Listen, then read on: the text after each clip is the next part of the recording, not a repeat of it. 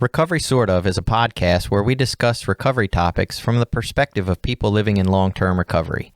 This podcast does not intend to represent the views of any particular group, organization, or fellowship. The attitudes expressed are solely the opinion of its contributors. Be advised, there may be strong language or topics of an adult nature.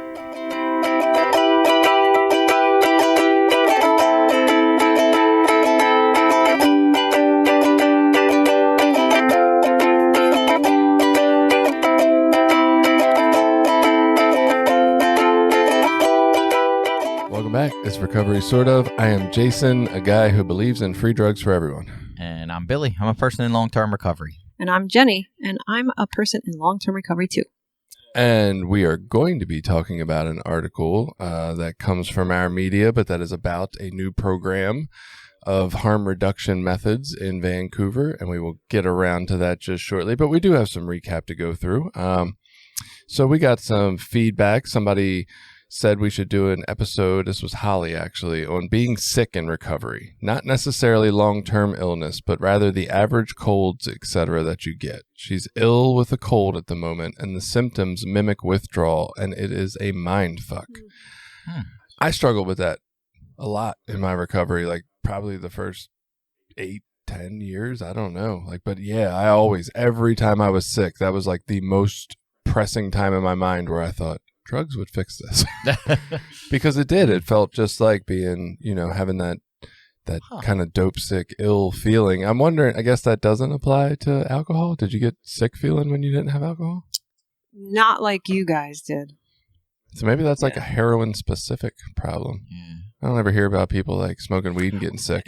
And I've never, when I'm sick, I've always felt like I'm sick. And I've been through heroin withdrawal, but I just didn't make that correlation. Maybe it's like an inability to tolerate that illness feeling, or that, I don't know. I don't know. That could be interesting. I honestly, ever since she sent it, I feel like it's super valid, but I never feel like I figured out any way to make it better. So I have no good information to give on it. I have no clue what we'd talk about, but maybe that's where my lack of compassion comes in, because I went through it. It's like, well, just suck it the fuck up. Get through it. You need that compassion. It's a couple of days. Ain't gonna kill you. Another person. So this is on Spotify, I guess. We get to put up the question, what topic would you like to hear more about? And they can answer. So somebody used that method to reach us and answer, but it wasn't about a topic. And they are, apparently their name is Music Dreams, which is kind of cool. I will say again, I love your podcast. Very helpful. And I laugh throughout these. Thanks again. So thank you, Music Dreams. Oh, we're hilarious. We hope we're funny. Yeah. We laugh at each other. So. Yeah, that's for sure. Another piece of feedback we got from Stephanie, who did an episode with us at one point a long time ago. You were here. Was I? I think. Is she the mom? Yes. Okay, I remember. That's what the episode Funny, was. I just re-listened to that. Did you? Yes. Okay. Well, Stephanie reached out after listening to the Married and Recovering episode. She says, number one, Jen's voice is like a warm hug. I know. It's so fucking hard to argue with her. And two, this is about Stephanie. When my husband and I met, we were at different stages of recovery, but we had the same values and goals. I had -1 day and he had over a year. LOL. But we both had the same goals, so it was easy to stay on the same page most of the time. And when we went through tough times, it wasn't the end of the world, and we made it back without burning it all down. She said it was awesome to hear the different perspectives, and once again, she was wrong about a few things, and that's great. Thanks to you guys. When she was sharing that with me, it brought up an interesting piece for me. We are always talking about, and I guess I thought this was what was going to come out in that marriage episode, these rules, you have different home groups and keep your recovery separate. And, 13th stepping is a terrible thing. And I think that is a thing we think generally, 13th stepping is terrible. And then Jen came on that episode and was sharing all these couples she knows that, if we wanted to technically apply the 13th step, took place in those relationships. Right.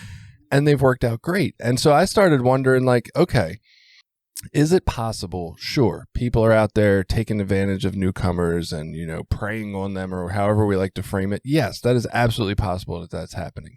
But if you really think about it, if I came into recovery and I have no idea how to live in the world, and I'm coming from a dangerous survival place, if I was to, quote unquote, shack up with somebody who had a life based in recovery, I'm kind of putting myself in an extremely safe environment for my first couple of months in recovery. You know what I mean? Like, maybe that's like the most ideal place a newcomer could be, is in an environment that's kind of already established to be a safe environment, right? A home that doesn't have drugs and alcohol laying around, with a person who goes to meetings every night, with a person who's got all friends who don't use substance. Like, that seems like a really healthy place to be. So I was like, I don't know, man. Maybe, not that the 13th step is a good idea, but I'm like, maybe there's positives to Right, this. and it's more the behavior, not necessarily the overarching you shouldn't get in relationships thing. Because if you're out preying on people that are new, that's very different than trying to enter into a relationship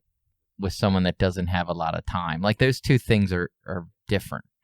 It's definitely difficult to be in a relationship early in recovery, no matter what, because Right. the tendency is to put that relationship ahead of your recovery, and then, you don't stick around. It's hard enough for new people to stick around, but, and I'm sure you've seen it, I've seen it over the years, that happens with people with time. I mean, people get 4 or 5 years of time and hook up with someone else with time, and then they get married and have kids, and they stop fucking coming around. Like, the same exact thing happens, but we don't call it 13 stepping, like, 14 stepping. right, it's something else.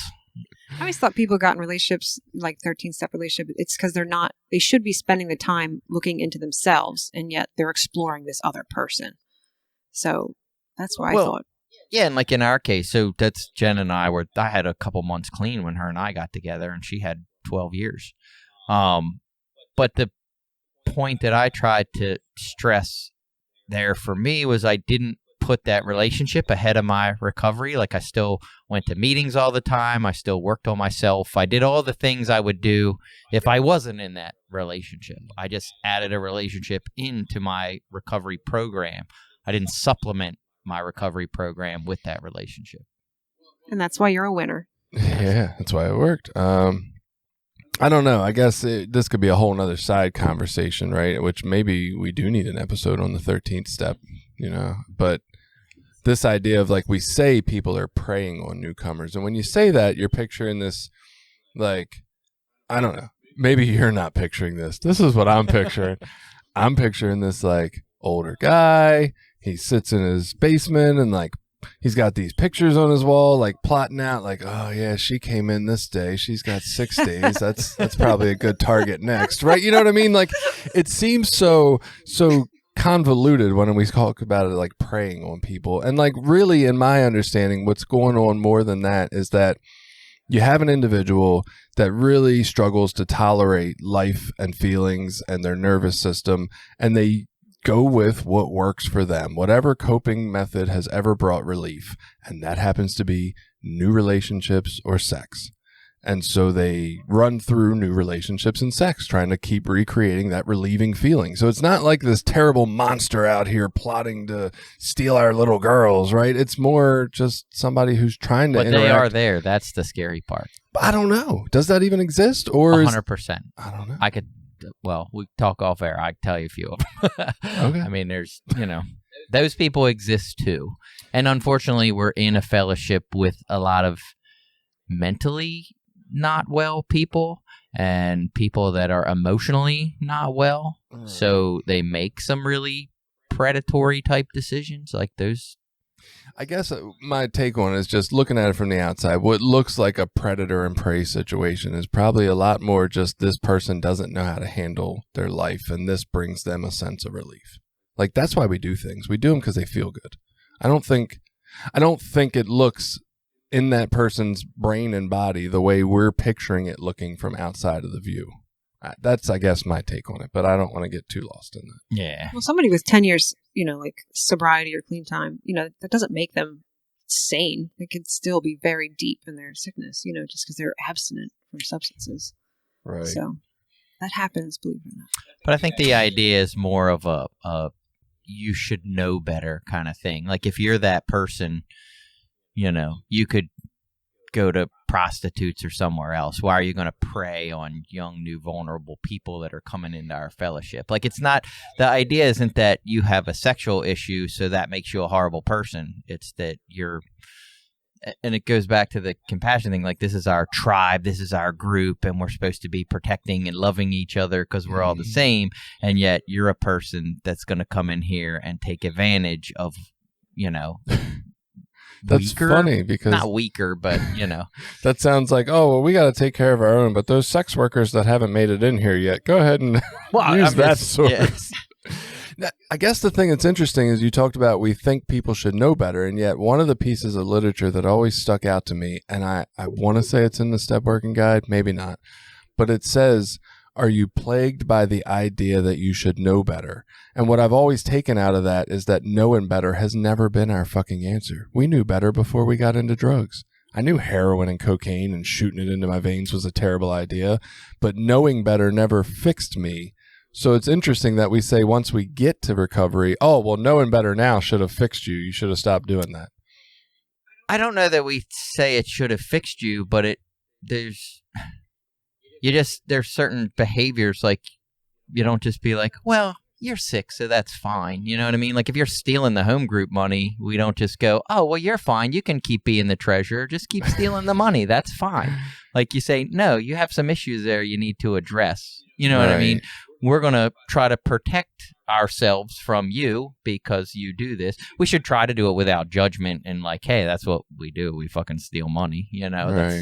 We can do it with empathy and love, but you don't fucking hand them the keys and the bag of money again and go, we'll do better next time. No bad people, just bad actions. Right. Well, I want to move on to this next comment because it's good for me. So Dave, who's joined us for a couple of conversations, one of them, the most recently, the spiritual bypassing topic, which was a really good episode. He commented on our YouTube a couple weeks ago and said, nice guns, Jason. So, thank you, Dave. I appreciate someone noticing. Dave's like hugging a rock, too. So it feels even better coming from him. I'm not going to lie. He's a solid dude. So now the really interesting one that I am curious of your guys' takes on it. So disappointed in your episode on the AA Big Book, especially the two wives. I found your comments based on ignorance, being a wife, and a long-term Al-Anon member. This chapter, while it does use old-fashioned language, is solid advice for partners or wives of alcoholics. Often an alcoholic will use their partner in numerous ways to keep the illness strong and continue to drink, so the advice given is helping partners to avoid being part of that. I nagged, scolded, threatened, left him, came back, begged. A huge range of strategies, and nothing worked to get him sober because his drinking wasn't about me or within my control. I couldn't love him sober or hate him sober. What I didn't realize was that I was part of the cycle. There's an interesting pamphlet maybe you should read to help you make more informed statements. A merry-go-round called Denial. The wives or partners of alcoholics are often quite sick too, and often addicted to their partners and the drama and misery that surrounds them. So this advice is the BIGNOR. Maybe that's supposed to be Big Book. This advice in the Big Book is given to the recovering drinker, and it's about navigating this new family situation. It's of its time, but I was able to relate to it this time, to my life, my relationship, and my family, and it worked for us and many others. This fellowship has given many addicts and alcoholics their lives back. Interesting that they say addicts. Has given many alcoholics and addicts their lives back, and also their families get a chance to recover from the trauma. Please consider your words carefully. If your words had influenced my recovering alcoholic partner, then my family would not have the peace and love it's had for the last 10 years. Please be careful and do your research. You seem like an intelligent enough person. Thank you. So, I mean, I what I do appreciate is that this is more of a thoughtful comment instead of just saying that was a dumb episode, that was stupid, the Big Book is great. Like, there's actual thought and super thoughtful comment. Mm-hmm. Yeah, no. So I appreciate that. And, even though it seems slightly backhanded, you seem like an intelligent enough person was nice. But I don't know. I guess. So can I just say, I would need to re-listen to the episode. I mean, for me, it was, the issues were around the old-timey language and this sort of sexist idea that the alcoholic was always the male and that the stay-at-home person was always the female. Like, to me, that was kind of what I thought we were laughing at most. It wasn't necessarily specifically the information in how to handle it. If they updated it with partner or spouse or whatever and took out some of the gender-specific roles and gender-specific stuff, and updated some of the, or some of the words that were, I can't remember some of the funny old-timey words that they use at the moment. Sock hopper. Yeah, it was sock hopper. What was the party? Teetotaling and, these weird old-timey terms. I love that one. But, yeah, so there's a lot of great information in the big book. Well, and coming from that standpoint of what you're saying, like, this is great that it helped a wife of someone in AA, right? Her situation kind of matches what I guess it would have looked like in 1939. But how many husbands are saying, oh, yeah, man, I read the 2 wives section and it totally felt relatable to me, too, and it helped our marriage. My alcoholic wife, I'm an Allen. Right. You know what I mean? Like, they would probably say this, if anything, made me feel more pushed away from the program. So it's great that it fit for your particular situation. It's almost like, me coming in here and saying, I did some, I don't know, just some off the wall stuff, man. Like I go outside and bury my head in the dirt every night for 5 minutes. And like, that has just created such great change in my life.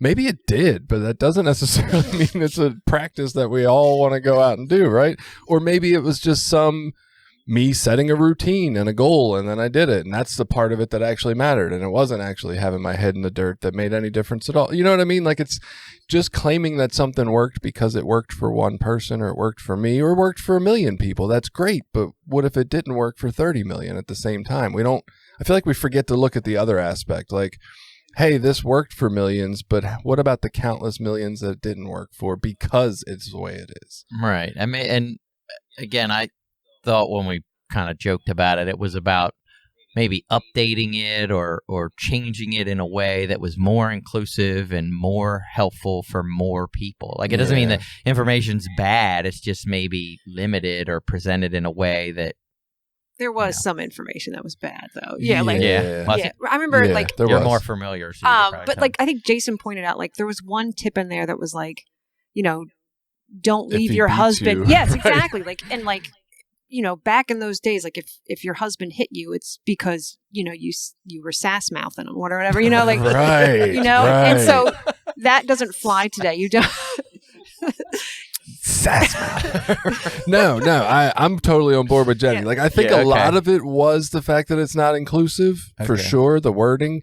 But there was also the aspect of, like, I seriously, as a therapist, questioned some of the fucking guidance in there. I was like, this is setting people up to get hurt if they follow this. Because I read it before we did that episode. I'd have to go back and read it again. Yeah, I don't remember the specifics either. And that's where I think I would challenge this individual personally. Like, okay, fine, you don't think the language needs to be updated? That's fine. I think that hinders people from getting the information in 2022. Maybe you don't. That's okay, we disagree.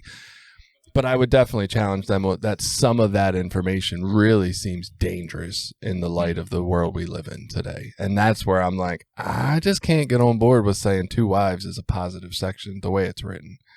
If they rewrote it, if it was 2 partners, if it had, hey, make sure you protect yourself first before you worry about your fucking alcoholic partner, then maybe I'm on board. But the way it's written, yeah. So I appreciate your comment. I love the comment.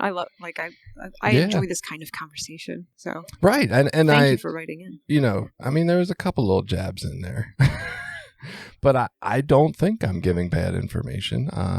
But I appreciate the check. Right, gave me time to rethink about it. So thank you guys as always for the feedback. We love it. It helps us understand what we're doing and tackle these subjects from maybe places we didn't think about. So, all right, on to the topic of the day.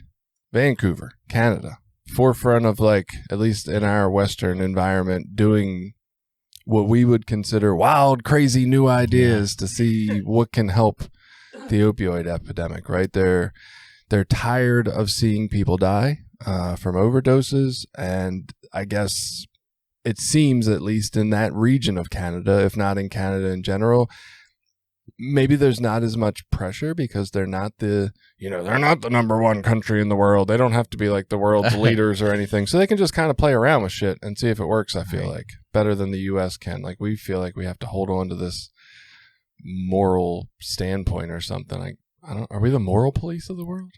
We try to be, yes. Yeah, I think I mean, we dictate to other countries' drug policies and stuff based off money and financing to them for, I believe there's there used to be some things in place to where if your country ever decriminalized drugs or legalized drugs, we would reduce funding or say we wouldn't support you and not give financial. So, yes, there's some of that goes on too. the difference in Canada too is the socialized medicine. So the government is more in charge of how it's spending that. There's they have more money to play with, right? To decide. So who wants to describe the fentanyl dispensary? Well, can I also just mention briefly too, if that book In the Realm of Hungry Ghosts, that's actually written from a doctor that worked in that whole area of Vancouver, and it gave a pretty interesting, to me, an interesting insight from I'm going to say an outsider point of view. He's not an outsider, but he's not an addict either. It wasn't an addict who's giving you their representation of something. This is a medical doctor who worked in that environment and his experience. And it isn't specifically about this topic, but it gives you some insight into what's going on in that part of the country and their country. And it's interesting, as a guy who's not a drug addict, he does identify so much with the process of obsession and compulsion in his life in different ways. His is like classical music, and he kind of jokes throughout the thing of like, how can this be as bad? And yet he has all these similar feelings and ways of acting and sneaking and like hiding his CD purchases of classical music from his wife. Some of the criticisms of the book were that he tried to relate in that way, and that people found that offensive because if you're a heroin addict who's like spending all your money, that which I found funny because I didn't take it offensive at all as an addict. I thought like it's a person trying to relate, trying to connect. See, I felt like it was even more than that because, and the author's name is Gabor Mate, for anybody who's interested in reading any of his work. He's got a pretty good book on ADHD as well, and another book that he just wrote that I haven't read yet. But it feels like that was part of his process of coming to this place of compassion, was identifying was being able to realize that like every human, if they look hard enough, has this behavior mechanism. It's just that some of us, I guess, don't need the escape in as drastic a form, maybe. And I feel like that's what led him to see, like, we need to address this differently because we're all kind of like this. So anyway, not to get too far off, but that's a good book to give you some point of reference for what's some pretty major harm reduction strategies that they're trying in Canada. Well, and the people we talked to were from that general vicinity. I don't know that they were directly in Vancouver on that episode that we did. What was that even about? I don't know. It was about harm reduction methods and how they feel like the abstinence voice doesn't have enough voice in this area. So who wants to describe the program? I mean, it's not... Oh, you guys are looking at me. Jenny's going to report for us. Thank you. Well, I hope I do a good job. I wasn't prepared for this part, but so we'll mansplain anywhere you okay. We'll fix it. Appreciate that, guys. So the city of Vancouver has a space, like an indoor space, and people, I'm not sure how they qualify for the program, can come in and get fentanyl dose 4 times a day to maintain their to prevent withdrawal. And it's a clean environment, and I think they have to... So the drug dose is measured.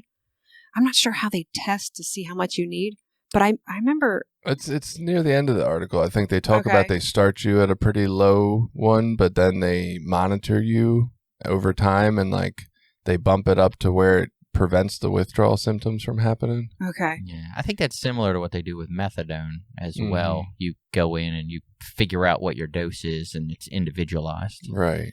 I was shocked how much this man needed in the It's article. like 30,000. Right. Yeah, I was looking at my notes to see if I had that sample. Okay, so here it is. He receives 30,000 micrograms of fentanyl at the dispensary each day. That is vastly more than would kill a non-user. A doctor would typically prescribe about 50 micrograms. 50 micrograms versus 30,000 micrograms. So this was a multiple decade user. And that was featured in this article. I don't remember if they operate 24/7, but if you can come in 4 times a day, I guess, at least 6 a.m. to 9 at night or something. Right. And that's that. You want to mansplain the rest? Yeah, well, more or less, they're giving out medical grade fentanyl. Yeah, it's free. I forgot that part. Yeah. But it's also... It's not free. They have to pay for it. Yeah. It's $10 a hit. Yeah. Just like it is Oh, on I the missed street. that match part. what it would be on But the they street. do say that they're funded to cover anybody who doesn't have it. But like what they're hoping to see and what I think they've seen in a couple of cases, and because this isn't technically the first place that's doing it, but they're very limited. And hopefully the idea is once you are stabilized enough that you don't have this daily battle of like, how am I going to get more money? How am I going to get the next hit? How am I going to do this? That you can go and work a job and then you can pay for your hits at $10 a piece. Yeah, and the idea was that if it's cheap enough or at least matched what the cost was on the street, that you wouldn't turn to street drugs. Like if, obviously for most addicts, money's an issue, Coming up with money to support your habit is hard. So if you can keep it cheap as it would cost you on the street, you're more likely to go to the program. And I guess the biggest issue, too, is it's regulated. So you know what you're getting every time. It's not like tainted with other things, because that's what kills a lot of people. And then, so by managing this program, you are needing ambulances less, police less, and reducing crime in the area. Though, reading through the comments, people who live there say not so much. But we'll get into that, I guess, in the show. But the point is redirecting the funds from emergency, like too little too late, into, hey, let's prevent this death or crime. And that's what I got out of it, right? The idea is, number one, save lives. People are dying because they don't know what the fuck they're doing, right? And when I say don't know what they're doing, they don't know what they're purchasing on the street. They have no idea the concentration of fentanyl in it. Fentanyl has, exacerbated the opioid crisis by leaps and bounds because people don't know how much they're getting, and if you get a little too much, it's the end of your life. And so step one, save lives. These people, the theory is people are not going to stop using until they're ready, whatever that means. We say that a lot. I don't even know what the fuck it means, but they're not. No matter what you do, we can beat people, we can moralize with them, we can lock them in a basement. Like, they're generally just not. They're going to find ways to use. So let's prevent death. And then the secondary, thing is it stabilizes their life. So maybe they can actually live and function in society. And then I think, from the compassionate standpoint, the third thing, but maybe this is the seller to the taxpayers, is that it costs way less. Because it costs less to treat it up front than it does to overburden your healthcare system down the line. When your grandmother's having a heart attack, there's an actual ambulance that is available to come get her because they're not taking care of the 48 people who are overdosing at the same time in your town. Yeah, and to me, when I read it, it didn't seem like a huge deal. Like, I'm like, yeah, it's another, like a maintenance medicated assisted treatment program. Like, to me, what's the difference between what drug we give them? When Right. You're a hardcore heroin user, or now fentanyl user, I guess that's the thing now. Like, that's what you want. So why, if you're just going to tell them, well, we won't give you that, but we'll give you something else. Well, fuck that. I can go get fentanyl on the street. Like, that's what I'm going to go Right. get because that's the best, and it didn't seem like anything overly shocking to me. I was actually kind of taken aback when you shared that with me the other day. Because I didn't think of it that way. I was like, this is a big deal. We're giving out drugs to people, right? But like, we've already been giving out drugs Right. to people. We give them methadone, we give them Suboxone, we give Antabuse. Like, we've been giving people stuff forever. Like, why Right. is it different depending on what drug? I don't know. Feels different. We moralize the drug. Again, it gets right back to what, we always do. We moralize like the drug is the problem, and like an alcoholic is somehow different than a weed smoker is somehow different than a heroin user. It's different. Right. It's like, no, the underlying symptoms of a person in chronic use disorder are the same, and the symptoms are a lot the same, and the consequences are a lot the same. The treatment is a lot the same. You should have been there for that alcoholism versus drug addiction episode. Because, yes, the only difference we came up with was that society looks at them different. That was it.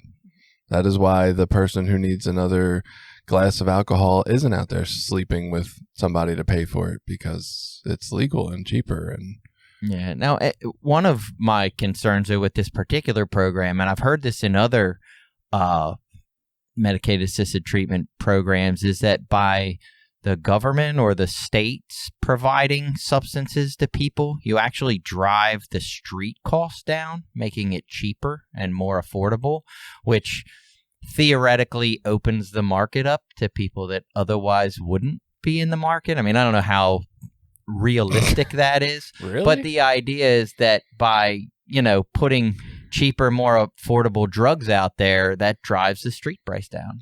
That sounds like the most ridiculous bunch of bullshit. Can you imagine that? You're sitting at home and you're like, oh my God, honey, drugs just went down to $5 a pop. We can afford them now. Let's go get high. Well, I don't know that that's going to encourage new users, but it's going to make this bigger supply more, I follow you. Yeah. If you could pay, so you're saying the street drugs are going to be cheaper than the government-funded drugs? Yeah, because if I'm a drug dealer and I know you can go to the state and get medical grade, safe, you don't know what I just cut the shit out of my stuff with stuff, why would you want to come to me? Like, oh, they're charging you 10, well, I'll give you mine for 5. And they'll deliver. Yeah.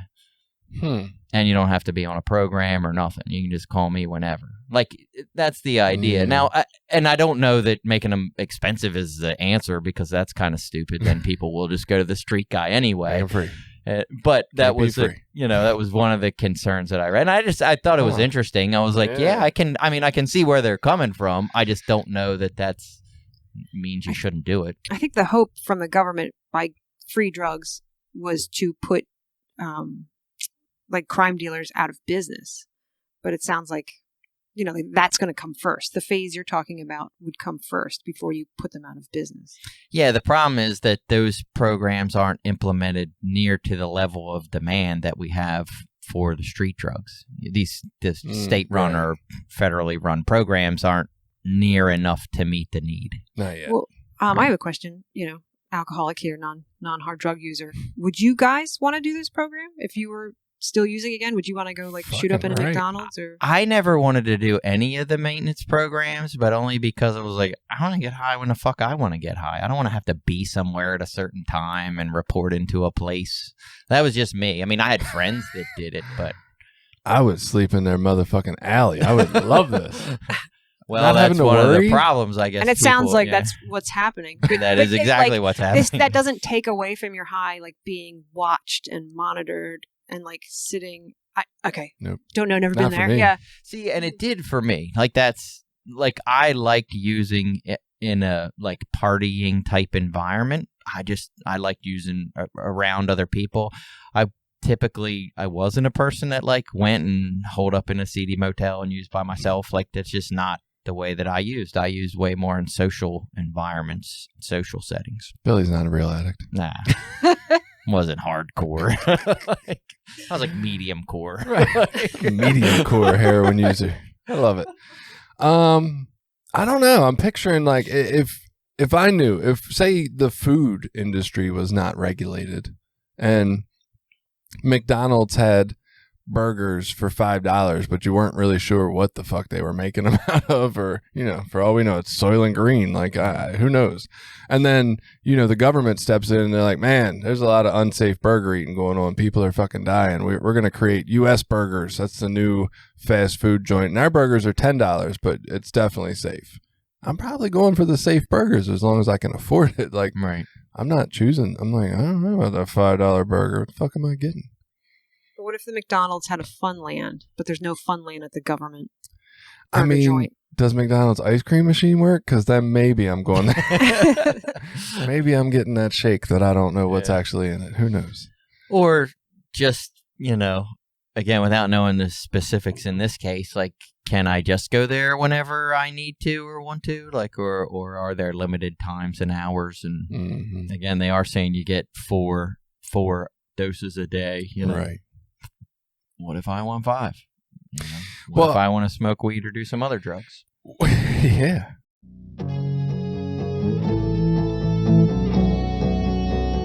This episode has been brought to you in part by Voices of Hope, Inc., a nonprofit recovery organization made up of people in recovery, family members, and allies. Together, members strive to protect the dignity of those that use drugs and those in recovery by advocating for treatment, harm reduction and support resources, and mentoring. Please visit us at www.voicesofhopemaryland.org and consider donating to our cause.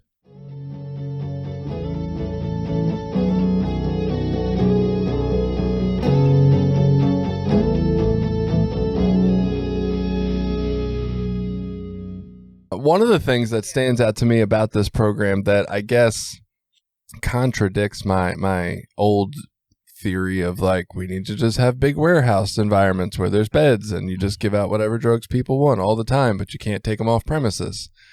I like that idea, but this idea, they're going for the idea that once we stabilize people's lives, they can rejoin society, right? And then maybe that rejoining society, that connection helps them want to do something else besides the drug, right?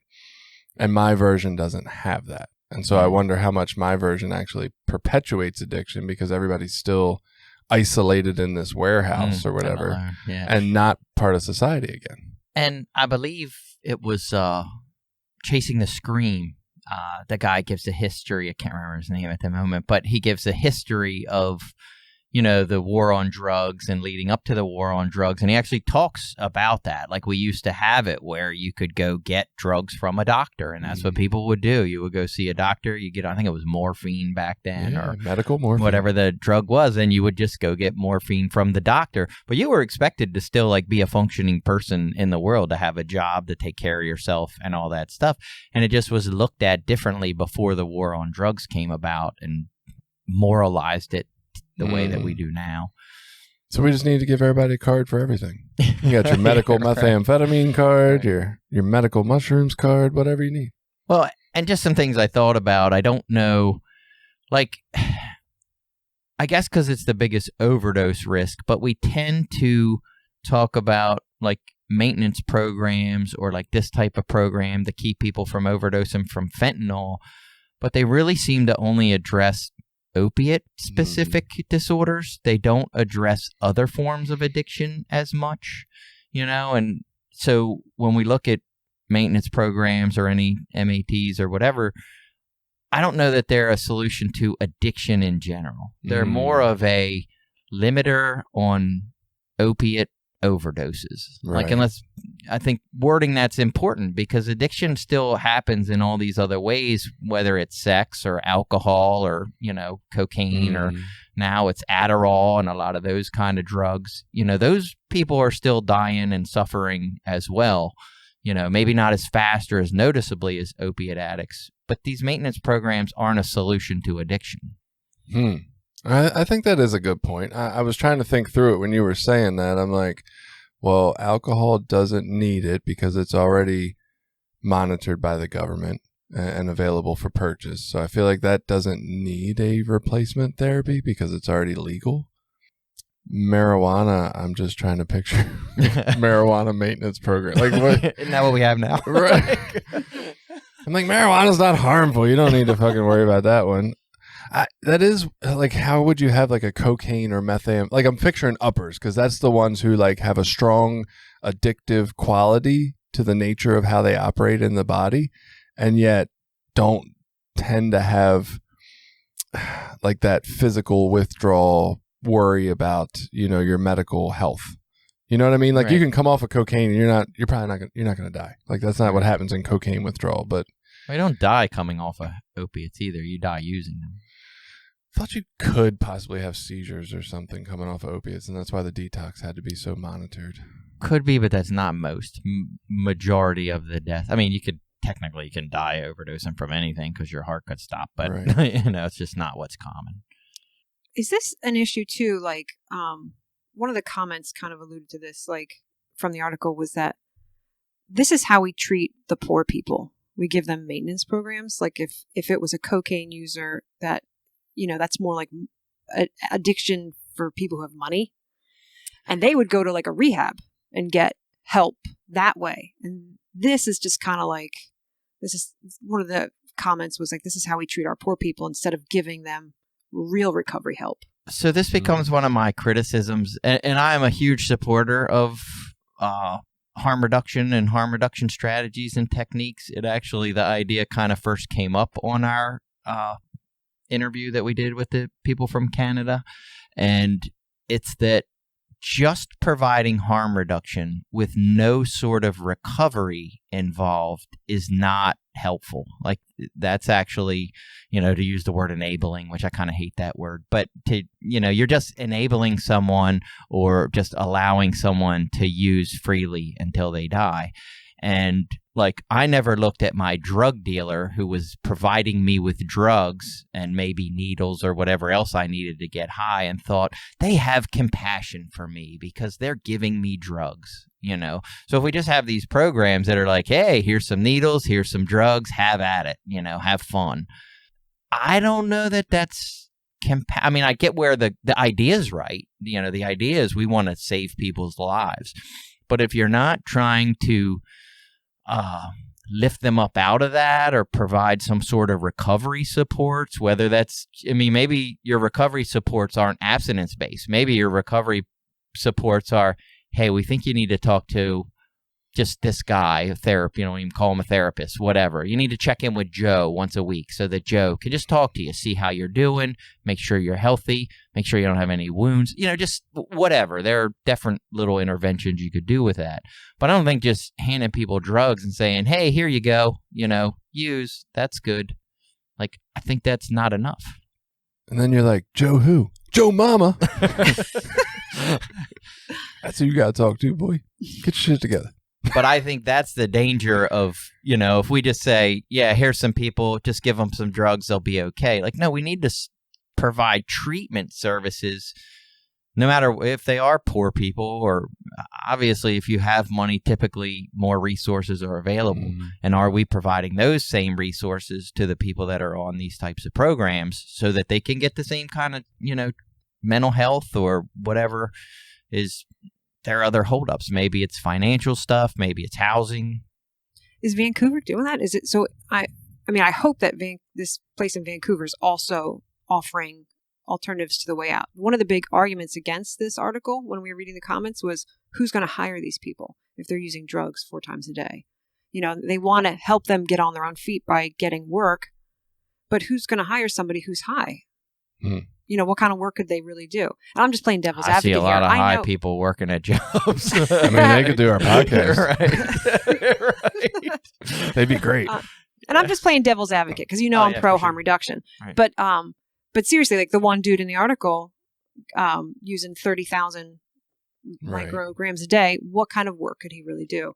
I know you have to start somewhere, but we really need a total package. Like, this is nice, but how do we it's got to fit into a bigger puzzle. When they talk about these programs, the idea is that you're not supposed to be like, he shouldn't be nodding out high when he walks out of the door. And it's the same with methadone or whatever, at least the way that they're presented, is that the right word? Like the way that they're presented is we just want to get you stable. Like, the idea isn't to get you so fucking high that you can't move, Okay, so the idea is that you stabilize, and that way you're able to function. Because when you're in a severe withdrawal, like, you don't even want to get the fuck out of bed. Like, you hurt, you're sore, you're unable to do much. So I'm kind of dumb because I didn't actually know that. Like, we're just getting, like, not having used like opiates myself, like, I didn't know that we're just getting to like a place of stability, so I think with me as an example, educating the public is part of this. We need to do part of that solution. Like tell the employers, like they can, they can work, if they got in a partnership with, certain like warehouse jobs or whatever, like they can work. We're just getting them high enough to like, is that even the right word? High enough? We're just getting them stable so they're not in dope sick withdrawal. Right. And someone coming in new who's coming off the streets, who has no coping skills, who is in a severe place of trauma and stuff, like they might need to be high as fuck. Like that might be what they need for hopefully temporarily, like, but again, there should be some goal of like stabilization, reintegration into society. How can we sort of help navigate those things? What are your needs? And when those pieces aren't there, that's to me where harm reduction can get a little muddy, because there are places, the more, I'm going to say radical harm reduction places are just like, no, you just fucking give them like whatever they need to use with no judgment, no criticism, no strings attached, no nothing. You just, here, this is for you. Go live how you want to live. I guess, I don't know. And maybe this is my tainted view, or maybe I haven't even thought through it enough. But just when you were talking about that idea of like, we're just giving them drugs and there's nothing else to help them recover or whatever, I'm like, but isn't that kind of the first step on the road? Like just to get them stabilized? Like maybe, you introduce it. You're like, hey, look, we've got these modes of recovery, right? There's total abstinence over there. We have 12-step programs or SMART or recovery Dharma that can help you achieve those. And some of those could also help if you're just interested in a more moderation attempt, like possibly Smart Recovery or Recovery Dharma could assist you with that. Like maybe they're okay with that and they don't have specific rules about abstinence or clean time. But then there's these other methods like where we provide, maintenance medications, and maybe just stabilizing someone is enough. Like maybe once, I don't know, I'm picturing, and God forbid, I cannot for the life of me picture what it would have been like if somebody was just giving me what I needed drug-wise throughout my day. As much as I wanted. Well, I can't picture what it would have been like, but I feel like my entire day was centered around how do I get more? And if it didn't have to be, there's a fuck ton of room in there for like, well, what else do I want to do? And I guess to me, that's like, well, okay, maybe that is step one. And they heard you talk about the other things, right? Maybe they get there and they want that eventually, but just getting them to feel like they can get through a day and they don't have to have the total 24-hour focus on how to get more of this to get through the day. I feel like that opens up a lot of space to be a first step in recovery. Oh, 100%. Yeah, and I guess maybe I didn't say that well, but that's exactly what I mean with the guy that's on the 30,000 whatever's a day. Like maybe that's where he needs to be to stabilize for now. But I would think the hope would be that one, like he's still functional at that level. I'm not sure. I don't know the effects at what levels, but let's all do 30,000 micrograms and see what happens. Let's say he's not. Like that's okay. We're not trying to tell him he can't have that, whatever it takes to get him stable. But hopefully in 6 months, a year, 2 years, whatever he stays on the program, he gets that level to a place where he is functional and stable, and whatever he needs to get him there, whether it's like say crisis intervention, mental health, financial assistance, housing, whatever. You ever been getting ready to do a chore around your house, like the dishes or something, and you're like even walking towards the sink, and then somebody's like, oh, hey, can you do those dishes for me? Or kind of points out something about it, and now you don't want to do it anymore? It's that same idea, right? As humans, we have a thing called counter will. It's the best name we've come up for it, but it makes sense. When somebody wants to put what they want onto you, there's a desire not to anymore. And so I feel like if we can eliminate that counter will, right? Because that's what we have. We keep telling all these drug addicts or people with substance abuse or disordered use of drugs, it's like, you need to get your shit together. You need to get a job. You need to do this. And like counter will instantly kicks in. Whereas if you have the whole day free from figuring out how to get the next one, and you don't have this pressure of counter will of society happening in your body, it's like, oh no, it's fine. Go ahead, do what you need to do. And then hopefully you can figure that out. I feel like that gives you more room to figure out either A, that you want to do something different, or that B, maybe you really don't like the way drugs affect your life. Like, I don't have the space to even evaluate if this drug is good for my life or not if I'm constantly battling against everyone telling me it's bad for me. Right. And that's the instant thing that happens in a human when the whole world's like, oh no, what you're doing's bad. What you're doing's bad. You lose the space to discover that for yourself. You're just constantly fighting. No, it's fine. It's good. It's what I need. And I believe that's some of the ideas behind the more person-centered care. Like you talk to the individual and say, well, what do you want? Like, what are your goals? Where are you trying to be? Maybe you're going in next year's to get your fucking driver's license. That's it. Okay. Let's move towards that. How do we help you get there? Maybe we just get you a driver's license in the next year. You know, you let them pick what their goals are. I mean, and unfortunately, I'm just a person that believes like there's going to be some people that just want to be high as fuck all the time and don't want to participate in society. And Can we just do that? And we have that. I mean, don't say we have that now, but I'll talk to people like at my job about some of this because we currently have some homeless people kind of living in the woods behind my work. It's very recent. And we're on the end of this industrial park. And this lady who looks like a mom or somebody comes and fucking drops them off all the time and brings stuff out to them. And they're fairly young looking people. And so we'll get into conversations about some of that. And the people at work, they want to call the fucking cops and all this stuff. And I'm just like, can't we just leave them alone? It's not even our property. They aren't hurting anybody. They aren't bothering anything. We have cameras up here. If they come steal anything or do anything, we'll have it on camera. Like, why the fuck? Like, it's terrible. Like, that's a tragedy to me. It's compassion. And, you know, the people at work want to, like, moralize them and fucking kick them out of the woods. They got to go somewhere else. I'm like, we're at the end of a fucking industrial park. There's nothing back here. There's swamp back there. They're back living in a fucking swamp. Like, but I try to express to them, like, they have just, like, they're like, why don't they go to a program or a homeless shelter? All those things come with rules and check-in times, and you're in a room maybe with 30 or 40 or 50 other people, and you don't have any privacy or any space.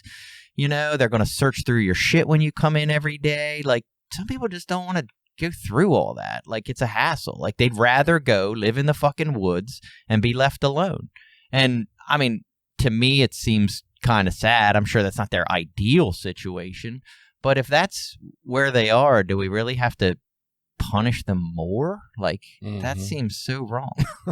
Well, there you go. You can tell your boss that in his efforts to make the world a better place, which he believes in, he needs some compassion training at work. I'm going to go buy one of them tiny houses and fucking drag it out there in the woods for him. Like, here, at least it's going to be wintertime. Compassion is contagious, so you'll be spreading it. Oh, they would fucking burn my car. I would get in trouble. They're already trying to get them out. Oh, they're sure they're going to come steal all our shit, and they're sure they're from the methadone place down the street, and all these judgments they make. Compassion training. I guess, you know, where we were talking about with that, like reading some of these comments, it's troubling to see healthcare workers and a government facilitate addiction like this. You know, preventing overdoses is important, but it cannot be the sole objective in the larger battle against addiction. The goal should be to lead these people back to healthy, productive, and happy lives. Giving away free fentanyl does nothing to really help them. That's where, like, I kind of disagree with that comment, because I think it can be the stepping stone, right? Do we want places along the way where they're interacting with people and where people are being kind to them and where treatment is being mentioned here and there as an option? Yes, but why are we trying to force that you need to get back to this healthy, productive, and happy life? Like, why is productivity number one in all our, well, capitalism, that's why, but it's like, why do we even have to be productive? Why can't we just live and be happy? And why do we get to choose what happiness is? Right. And you do see, I mean, I'm going to say a little more of that with the idea nowadays that's, you know, become trendy and popular of like living off the grid and being out, you know, in nature and not being dependent on, you know, credit and the energy source and the food system. Like, we are starting to get some hints that, like, hey, maybe this machine that we've created isn't the only way to do things right. Like, maybe there are some alternatives, and maybe that's what some of these people wanted. Like, they don't want to be a part of our society or what we're doing here. And can't that be okay? Like, why don't we have like alternative societies available?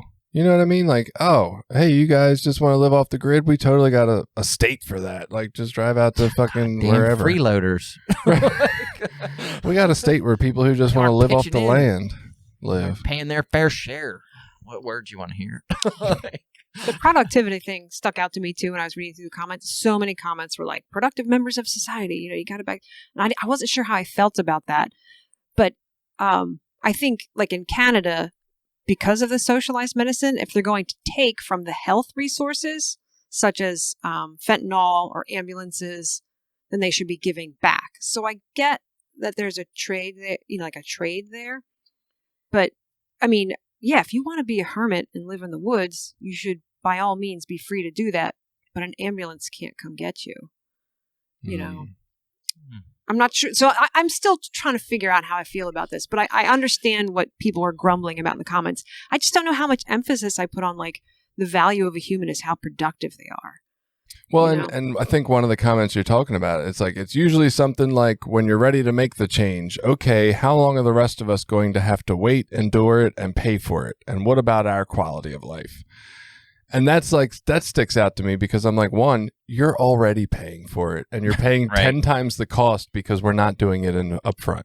Right. You're paying for all the back end healthcare costs. So to question whether you should pay for it, you already are. Fuck's the difference, right? You're actually paying less now. That's what we're trying to tell you. And the whole, what about our quality of life? Like, my quality of life doesn't go down because someone else is using necessarily. I mean, if it's a family member, it sucks ass. If it's a close friend, it fucking hurts. But my quality of life doesn't go down because people choose they want to do drugs somewhere else. Like, I don't know. That one really bothers me. Well, some of the testimonial in the comments was like how dreary the blocks around this dispensary have become. Like people on the streets like nodding out. It's just become like a hub for drug use. Maybe it already was. Yeah. Okay, it already was. Well, yeah. That's why Vancouver's so drastic, is because it already was a fucking disaster. I guess there's like crime and like people sleeping on the street and going to the bathroom on the street and like it already was, but there's the whole, which came first, the chicken or the egg, because they have, the housing programs and things that they have there. They have a housing program that was basically set up to be like, look, if you're homeless, just come and we'll just put you up in one of these rooms and it costs you nothing and you do nothing. And the Portland Hotel Society. And so they, have different, what we would call more radical programs. But on top of that, now there's like a huge open air drug market because, typically people that are homeless or that need a lot of those services are suffering with addiction and mental health issues. So it's like when you build it, that's who comes, So then that's a centralized location.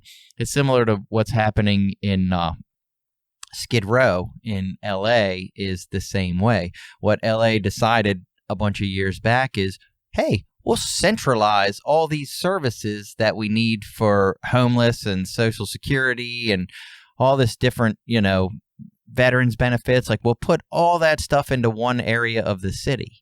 Well, that's where all the people that need those services come. So now you have a huge tent city that's blocks long because they don't have the resources to travel 10, 15, 20 miles. You know what I mean? They need to be where the services are. So if you were a person that had property in that area, you're now dealing with that.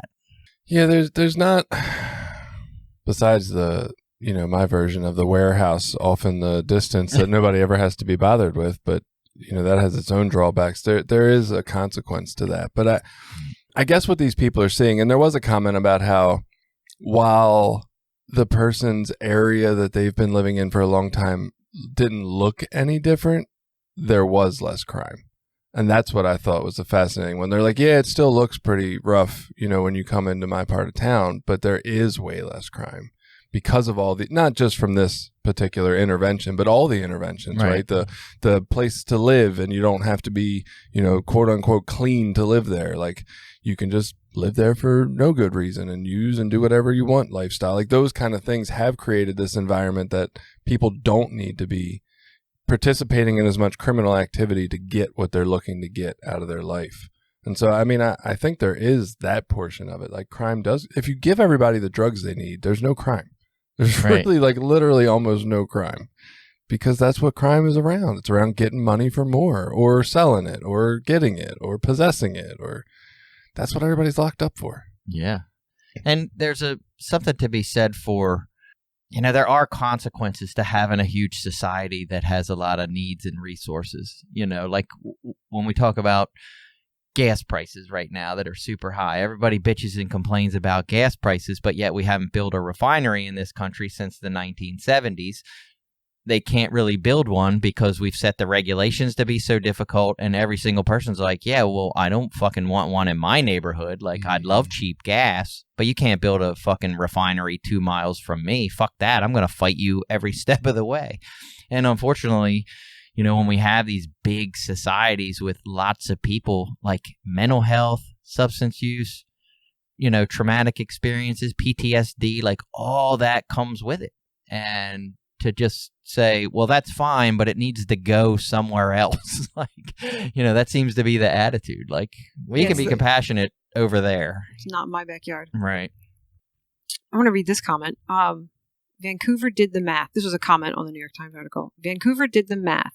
Cheaper to provide addicts drugs and set up de facto government zone ghettos than provide the support the addicts need and possibly raise taxes. So some of the observations I read in the comments were that, one, this is just like a small Band-Aid on the problem because you need the whole system to support someone in recovery. And the other part was that politicians are saying yes to dispensaries because people like it. It's, people are like, oh, good, you're trying, but it's actually not solving the problem. Like it's a political thing, and it's setting up this person called government zone ghettos. Well, solving the problem to me is interesting because that's part of the reason I brought up the different types of addiction. Mm-hmm. Not everyone that's a heroin addict wants to be on a maintenance program. Some people do, and that's fine. I'm not trying to judge them, but some people do want to be the fuck off and they want to be abstinent, and that's fine too. Like, none of these is a one size fits all gonna fix the fucking opiate problem. That's so true. When we have this conversation, we should stop calling it addiction. This is just like opiates. Right. This is opiate. Yeah. This is a treatment for opiate use disorder, is what this is. That's all that it is. It's not, now again, if there is a recovery program attached to it in some way, shape, or form, then you might be able to call it recovery. But this is treatment. We get these words all intertwined, but this is treatment for opiate use disorder, like a medical treatment for an opiate use disorder. Mm-hmm. Recovery can mean a whole lot of things and typically encompasses a lot of the services that comment made. And I think the two of those things together are the best situation. One without the other is sort of pointless. Well, and I do think we as a society, especially people maybe not as in the mix as people like us, they're just your average everyday guy out there or gal. Normies. Yeah. There is not going to be this thing that comes along that solves or fixes addiction. Right. It's just not going to happen. There's not going to be a pill. There's not going to be a practice. It's not going to be prisons. It's not going to be free drugs. None of this is going to solve the problem of addiction. That is like a whole other, if there is a quote unquote solution for this, it's going to be in like changing the way we are as a society fundamentally on a level over like 100 years. That's going to be the solution. So I'm hoping for aliens. That's what I feel similarly about are going to come back. I mean, me personally, I feel similarly about crime. Crime isn't about bad people. It's about typically poor people that are desperate to try to survive, and so they're doing what they got to do. And there's some other types of crime, that are different, but right. The large part of people that are in these types of situations committing crimes are just desperate. Well, I guess I just think maybe if we can move away from this idea that we're going to solve the problem, right? Maybe we can attack some of the separate little problems. Like, hey, first, let's just stop people from dying because that's a great fucking priority, right? And then from there, let's think about other things that can possibly shift to make an environment where these people might want to stop, right? Maybe let's motivate them to want to be part of it. If you talk about systems theory and family therapy, we always have the scapegoat, right? One of the children in that family dynamic is the scapegoat. They're the ones who are causing all the problems according to everyone else in the family. But the therapy world views that as they are the person who can't tolerate the dysfunction in the family system as a whole and is going to speak up for everybody about it. Like, other people can ignore it. They can just, well, I'm just going to work. I'll leave that family dysfunction at home, whatever. They have their escapes. But this one individual is like, no, I'm just not going to tolerate this. And I'm going to say what nobody else is saying. Even though it doesn't look like that, it just looks like they're causing problems. And so to me, that's exactly what's happening with this. Like, a lot of us in society are willing to overlook the ways that we don't act very family oriented or very nicely towards others, right? We ignore fucking homeless people. We ignore all the problems in the world. We don't help our struggling neighbors, whatever it is. And these people are like those scapegoat children who are, screaming in a way, there's a fucking problem in the way we live. And the rest of us are just kind of ignoring it. And I think, it was that idea was kind of proposed in the realm of Hungry Ghosts, right?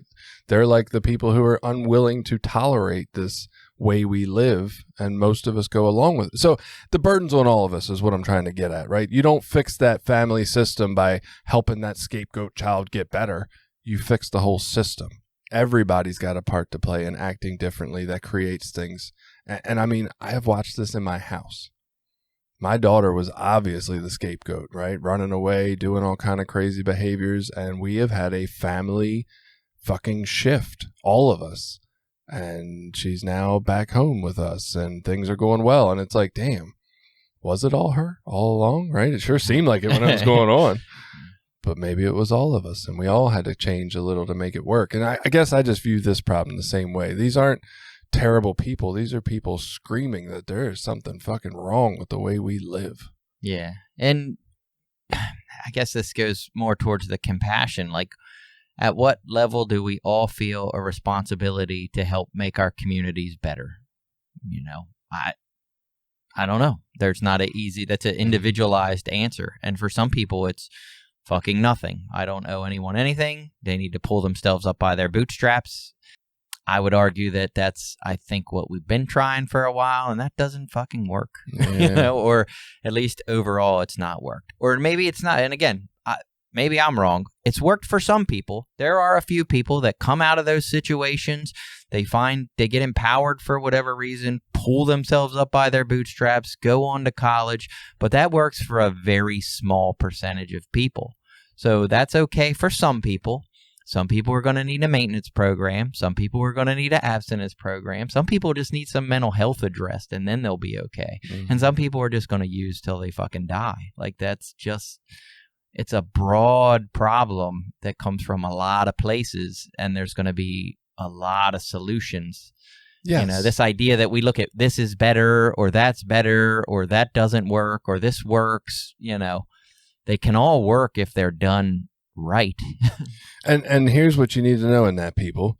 You can either spend 10 times the amount of money trying to pay taxes that supports your local hospital situation and jails and all these things, and also have some of these people who are just going to use forever coming and stealing off your fucking front lawn. Right. And you'll feel morally right. Yeah. Or you can pay 1/10 of that price and just give them drugs.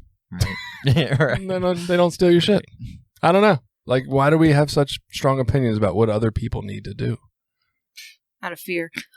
Yes, fear. So do you think that what's going on in Vancouver, is this still an experiment, or is this like fact?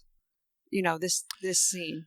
So it's hard to say because maintenance programs are so, I don't want to say dependent, but they're the evidence is so dependent on the program itself. Like, what is the program set up to do? And how do we measure successes? What is a success? What is a failure? Because I know, like, around here on some maintenance programs, you can be on a maintenance program and you can still come in and test dirty for other drugs and continue on that maintenance program.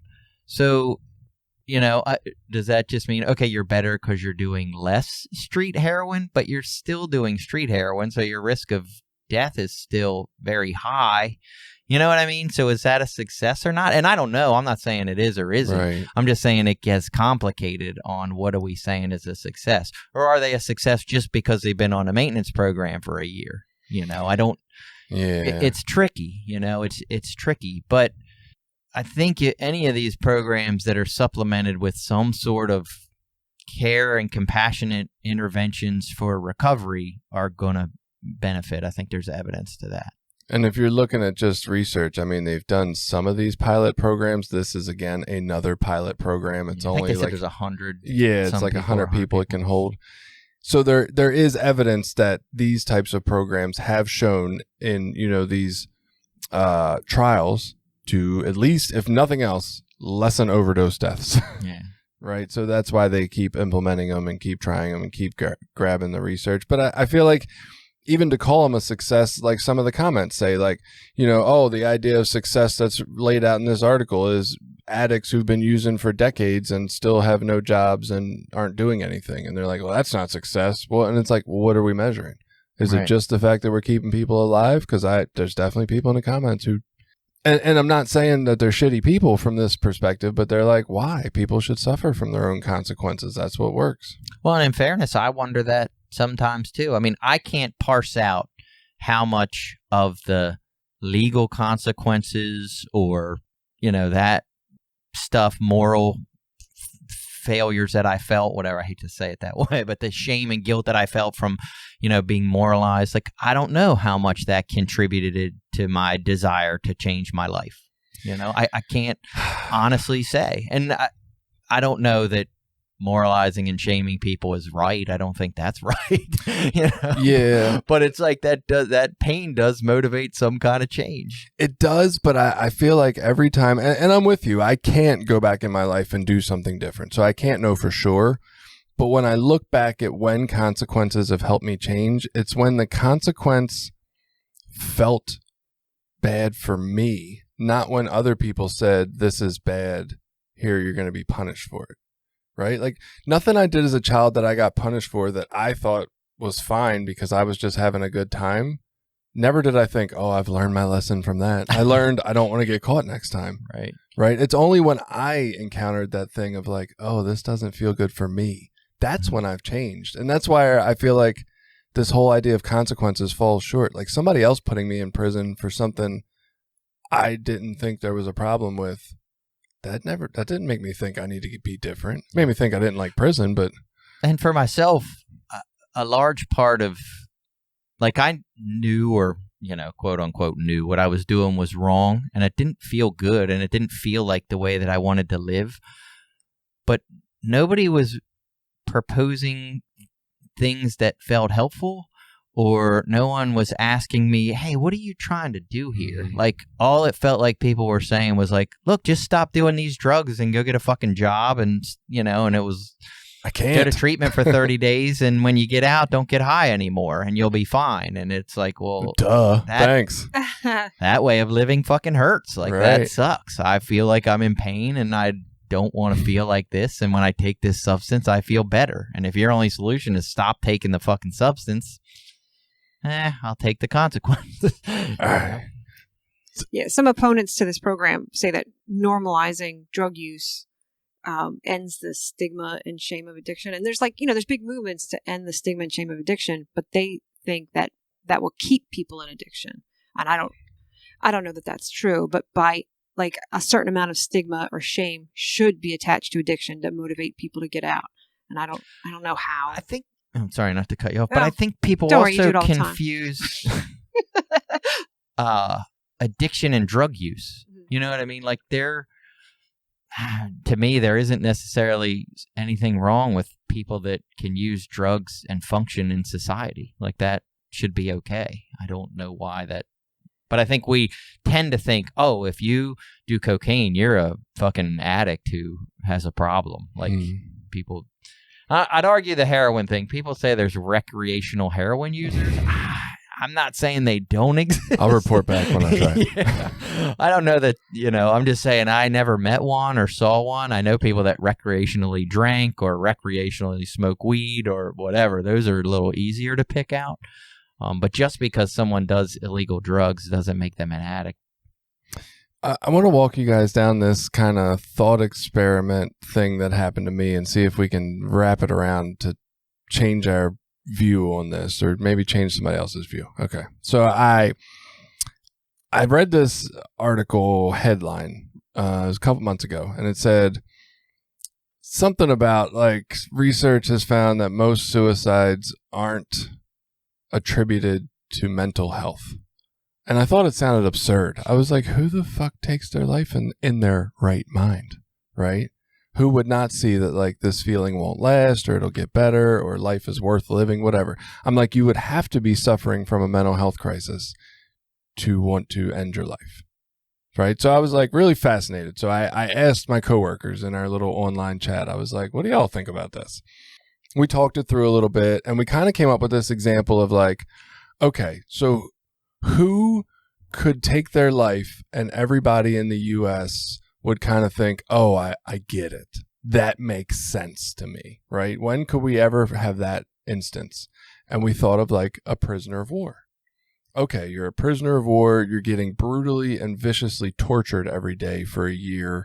And you decide you'd rather not be here and you end your life. And we felt like pretty much everybody in the U.S. is going to agree with that. Like, oh, I get that. Right? You're getting brutally tortured, of course. Yeah, with no hope of it ending. Totally understand why you would take your life. That's sane. It's a sane decision now. Why do we think that anybody that takes their own life isn't also being tortured brutally every day and in that level of pain? So now every suicide becomes a sane event. Because obviously, if they're feeling that same internal feeling that the person who's a prisoner of war, who's getting brutally tortured, having their teeth pulled out, their fingernails ripped, right? So everybody that commits suicide must be doing a sane thing. And I felt like that shift in that was like, oh, fuck. And I feel like that kind of applies to this. Like we have this moralistic view that suicide is wrong, right? But it's because we can't see the unspeakable pain that people are in, even though we understand it when it's given an external situation. And from that lens, I'm like, why can't we just give people fucking drugs if they're in that much pain without them?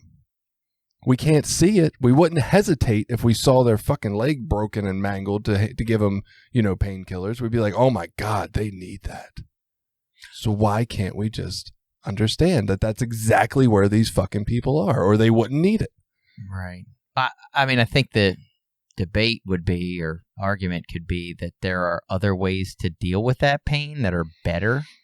Like the prisoner of war taking their life is a way of coping with that, but maybe, I don't know, escaping is a better option, or having hope. Yeah, I'm just saying, and I'm not saying I agree. I'm just saying there are people that would say giving them drugs is not helping. It's actually making it worse. And that what they need, there are other interventions that might be better than that. So would we do that if we saw somebody in a terrible car crash who was like clinging to life and obviously very much in pain because maybe some of their fucking organs are hanging out from the accident? Would we ever say, oh, well, maybe there's some other interventions besides pain medication that we should give them? Well, what I mean is like, let's pray over them. No, yeah. Well, what else I mean is do? like with like there are other forms of pain management than just giving opiates. Like that's not the only form of pain management available. There are other things people can do for pain management. Well, that's definitely what we do when people are in crucial pain and arrive at the hospital. So if we've got better methods, why aren't we using them? That's a good question a lot of people will ask. Why don't pharmaceutical companies invest more money into alternative medications? There are out there. There's research that shows that they are out there, but that's not where the money's invested. The money's invested in the development of pharmaceuticals, opiate-specific pharmaceuticals, and now fentanyl.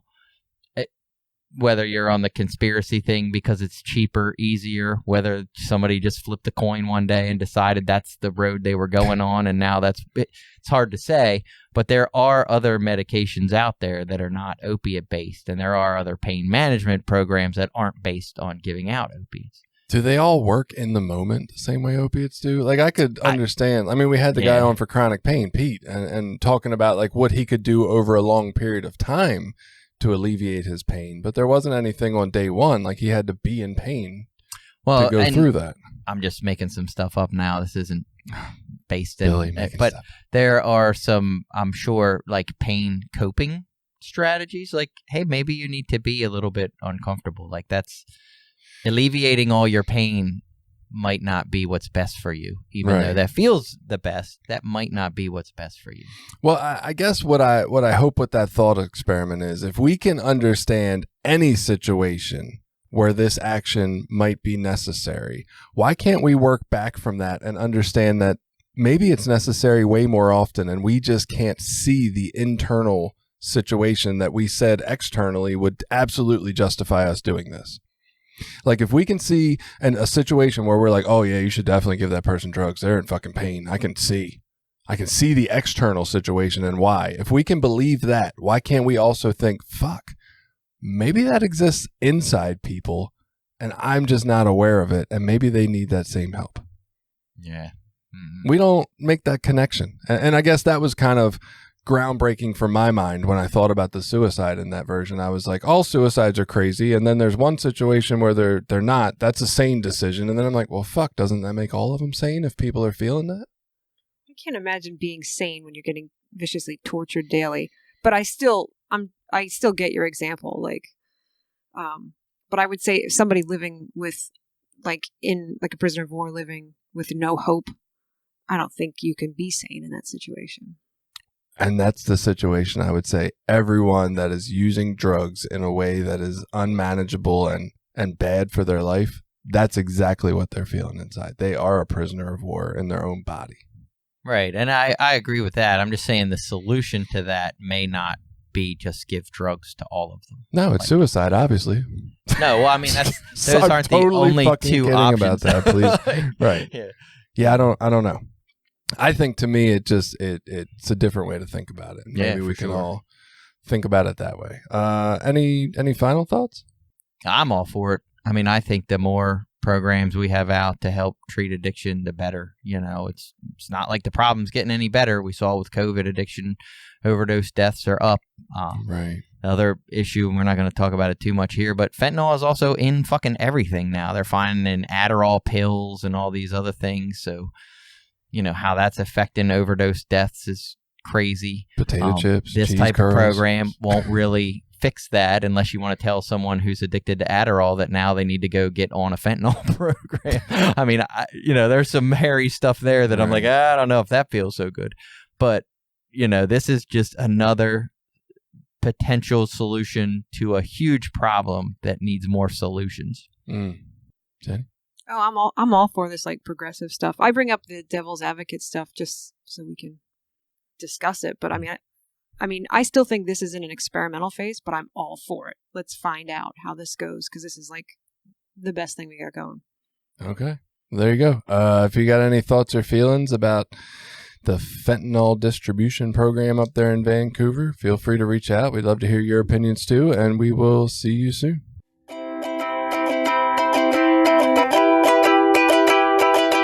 Did you like this episode?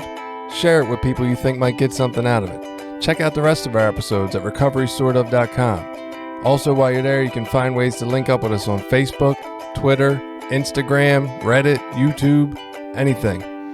We're always looking for new ideas. Got an idea you want us to look into? Reach out to us.